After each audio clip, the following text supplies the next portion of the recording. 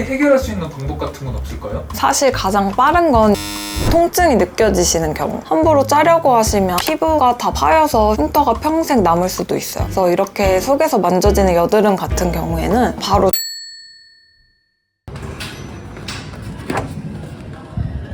안녕하세요. 안녕하세요. 네. 조은님. 네. 큰일 났습니다. 자고 일어나는데 여기 여드름이 났더라고요. 그래서 자르고 했는데 속에서 만져지기만 하고 짤 수가 없더라고요. 근데 저 당장 내일 면접인데 이거 어떡해요? 없애면 되죠. 없앨 수 있는 방법이 있어요? 네, 당연히 있죠. 집에서도 충분히 없앨 수 있는 방법이 있어요. 아 정말요? 네. 그럼 저 빨리 알려주세요. 그럼 제가 오늘 그 방법 알려드릴게요. 따라오세요. 조은님. 아니 그러면 여드름은 왜 생기는 거예요? 여드름이 생기는 이유는 피지선에 대해 아셔야 쉽게 이해가 되실 거예요. 그래서 피지선이 피지를 만들어내는 공장인데 여기서 우리가 흔히 말하는 피부 기름, 개기름이라고 부르는 피지가 만들어져요. 그래서 이 피지가 피지선에서 원활하게 피부 밖으로 잘 배출되면 문제가 없는데 이게 피부 밖으로 나가지 못하고 정체되면 그때부터 문제가 발생하는 거예요. 그러면 평소에 잘 배출되던 피지가 갑자기 왜 정체되는지 이 부분이 궁금하실 텐데요. 그 이유는 평소보다 피지선이 피지를 과하게 많이 만들어내면서 문제가 발생하는 거예요. 그래서 피지량이 많아지는 이유는 잘못된 생활 습관이나 외부 환경이 피지선을 자극해서 그런 건데 이거에 대해서 자세한 건 뒤에서 설명해 드리도록 할게요. 일단 이렇게 보시면 피지가 너무 많아지니까 피부 밖으로 빠져나가지 못하면서 여드름이 되는 건데요. 이렇게 빠져나가지 못하는 위치와 피지량에 따라 여드름 종류도 결정되는 거예요. 피지가 피지선에서 나와서 피부 출구 쪽에서 멈추게 되면 우리가 잘 아는 좁쌀 여드름이 되는 거고요. 피지가 중간쯤에서 멈추게 되면 일반적인 여드름이 되고 피지가 피지선에서 만들어지자마자 피부 깊은 곳에서 멈추게 되면 오늘 주제인 속에서 만져지는 여드름이 되는 거예요. 그럼 속에서 만져지는 여드름이 생겼을 때는 어떻게 해야 될까요? 억지로 짜도 될까요? 절대 그러시면 안 돼요. 이런 여드름은 전문가들도 압출하기 힘든 거라서 함부로 짜려고 하시면 피부가 다 파여서 흉터가 평생 남을 수도 있어요. 그래서 이렇게 속에서 만져지는 여드름 같은 경우에는 두 가지 케이스가 있는데요. 이걸 먼저 아셔야 해결책의 방향이 완전히 달라져서 지금 발생한 여드름이 어떤 상태인지 잘 파악하는 게 중요해요. 일단 만졌을 때 아무런 통증이 없는 경우, 속에서 만져지는 느낌은 있는데 통증이 없는 경우가 있어요. 이런 경우에는 피부 속 깊숙이 피지가 정체되어 있지만 염증으로는 번지지 않은 단계예요. 이럴 땐 그냥 가만히 냅두시면 자연스럽게 금방 사라지게 되실 거예요. 반면에 만졌을 때 통증이 느껴지시는 경우, 이게 처음에는 여드름이 안 아팠는데 갑자기 아파지거나 났을 때부터 통증이 느껴진다면 바로 조치를 취해주시는 게 좋아요. 왜냐면 피부 속에 정체된 피지에서 염증이 곪고 있다는 뜻이거든요. 그러면 속에서 만져지는 여드름이 통증이 있을 경우 어떻게 대처해야 되나요? 이것도 여드름이 피부 속에 얼마나 깊이 자리 잡고 있느냐에 따라 대처 방법이 달라지는데요. 앞에서 말했듯이 피부 입구 쪽에서 정체된 게 뭐라고 했죠? 좁쌀 여드름. 좁쌀 여드름이죠. 그래서 좁쌀 여드름이나 아니면 피부 표면에 잘 드러난 여드름의 경우는 약국에서 구매 가능한 여드름 연고를 발라주셔도 금방 사라지거든요. 예를 들면 에코논 크림 같은 거. 왜냐면 피지들이 피부 바깥쪽에 뭉쳐져 있는 거니까 연고가 피부 표면에 흡수되면서 거기에 도달하기가 쉬워요. 또 바깥쪽에 있다 보니 압출하기도 비교적 쉽고. 근데 이제 속에서 만져지기만 하는 여드름은 피부 깊숙이 박혀있는 여드름이란 말이에요. 그래서 이런 경우는 연고를 발라도 거기까지 흡수가 안 돼서 해결이 안 되거든요. 그래서 또 압출하기엔 깊이 있는 걸 꺼내야 하니까 진짜 잘하는 전문가 아니면 흉터가 남을 확률이 높아요. 그러면은 압출도 못하고 연고도 안 통하고 어떻게 해야 되나요?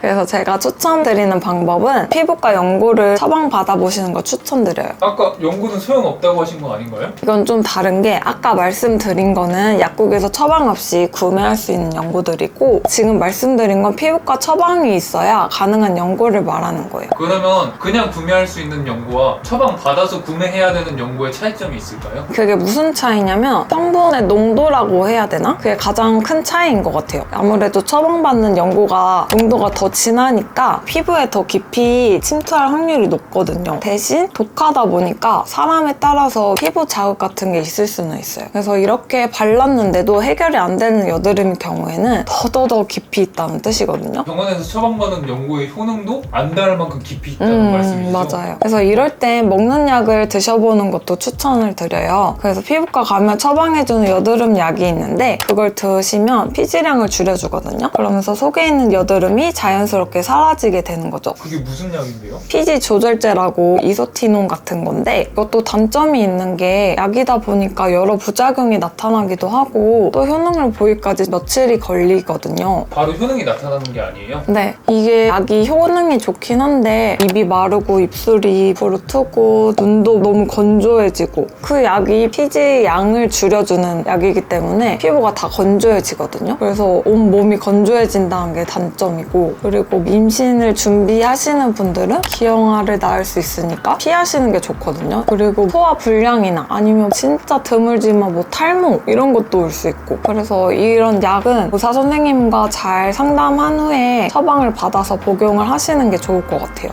근데 저는 당장 면접인데 빨리 해결할 수 있는 방법 같은 건 없을까요? 사실 가장 빠른 건 염증 주사 맞는 거예요. 그래서 속에 있는 여드름에 직접적으로 염증 주사를 놔서 뭉쳐있는 녀석들을 다 분해시키는 거거든요. 그래서 아무래도 연고 바르고 약 먹고 이런 거보다는 효능 있는 성분을 가장 직접적으로 쏘는 거니까 효과도 가장 빠르고 확실하게 나타나긴 하더라고요. 근데 단점은 한 번 맞고 안 끝나는 경우도 있고 두세 번 맞아야 하는 경우도 있어요. 고객분들이 속에서 만져지는 여드름을 가지고 계신 분들 많거든요. 특히 턱 쪽에. 근데 그 분들이 염증 주사를 맞았는데도 그렇게 남아있더라고요. 그래서 보통은 그냥 냅두면은 저절로 사라지긴 하지만 그게 신경 쓰이시는 분들은 계속 염증 주사를 두세 번 맞아야 되니까 그게 좀 힘들다고 하시더라고요. 그런 게 단점일 수도 있고 아프진 않나요? 아파요. 눈물 나요. 피부과 가면 염증 주사 맞으러 왔어요 이러면 여기 소독하고 염증 주사를 여기다 찌르는 거거든요. 엉덩이 주사에 맞듯이 그렇게 찌르기 때문에 너무 아파요. 그리고 여드름이 난 것도 아픈데 거기다 또 찌르니까 너무 아파. 근데 효과는 저는 좋아서 자주 맞았던 것 같아요. 그래서 빠른 결과를 원하신다면 이런 걸 고려해서 맞으시면 좋을 것 같아요. 저 같은 빠른 효과를 봐야 되는 상황에는 그걸 가는 게 낫긴 하겠네요. 그쵸. 아무래도 중요한 면접이나 결혼식이나 소개팅? 이런 건 중요하니까 그 전에 빠른 효과를 보고 싶으시면 염증 주사 추천드릴게요. 주사 맞고 나서 뭔가 상처가 남거나 아니면 자국이 빨개지거나 그런 건 없나요? 그런 건 없는데 간혹 염증 주사가 잘 놓으시는 의사 선생님들한테 맞으면은 한 번에 가라앉지만 큰 염증이 있는데 이 염증을 다 없앨 만한 양을 넣는 게 아니라 좁쌀 여드름을 없앨 만한 양을 넣게 되면 이게 다 없어지지 않아요. 그래서 좀 남게 되거든요. 그럴 경우에는 한두 번 더 맞아야 되는 거고 그렇다고 이거를 다 없앨 만한 양보다 더 많이 맞게 되면 살이 패이거든요. 근데 돌아오긴 하지만 좀 오래 걸려서 좀 잘 놔주시는 병원에 가는 게 좋아요. 그러면 의사님이 잘 만나는 게 맞아요. 그렇긴 해요.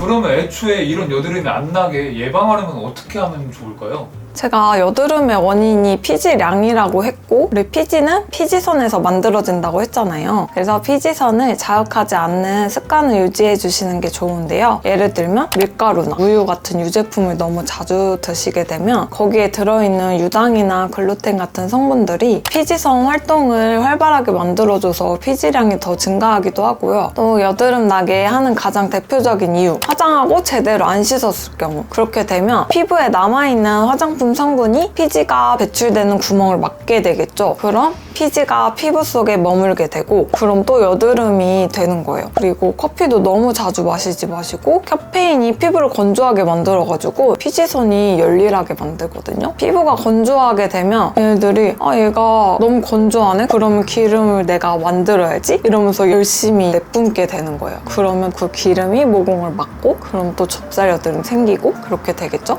그래서 목마르실 땐 커피보다는 물로 수분 보충을 해주시는 게 좋아요.